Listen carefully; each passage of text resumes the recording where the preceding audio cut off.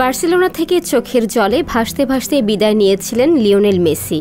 পাড়ি জমিয়েছিলেন প্যারিসে। তারপর কেটে গেছে পাক্কা 2 বছর। এই 2 বছর নানান পরিস্থিতি, নাটকীয়তার শেষ হচ্ছে মেসির প্যারিস অধ্যায়। এরপর কোথায় যাচ্ছেন মেসি?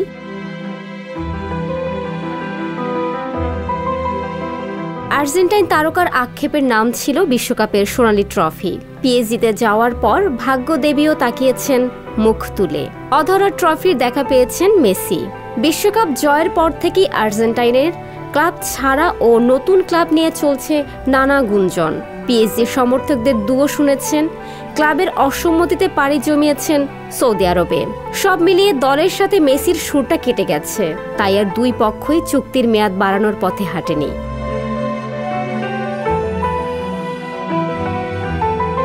অবশেষে পিএসজি ছাড়বেন ফুটবলের এই জাদুকর, এমন কথাই জানিয়েছেন পিএসজির কোচ ক্রিস্টোফে গালতিয়ার।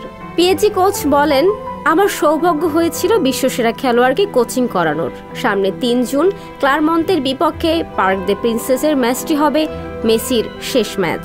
আমি মনে করি না তাকে নিয়ে সমালোচনা করার কিছু আছে।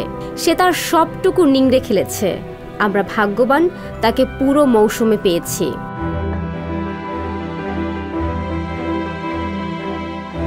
36 বছর পর আর্জেন্টিনাকে বিশ্বকাপ এনে দেওয়ার পর পিএসজিকে লিগ 1-এর শিরোপা জেতাতে ভূমিকা রাখেন এই আর্জেন্টাইন।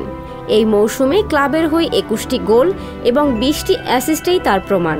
সব মিলিয়ে 74 ম্যাচে অংশ নিয়েছেন, গোল 32 আর অ্যাসিস্ট 35টি।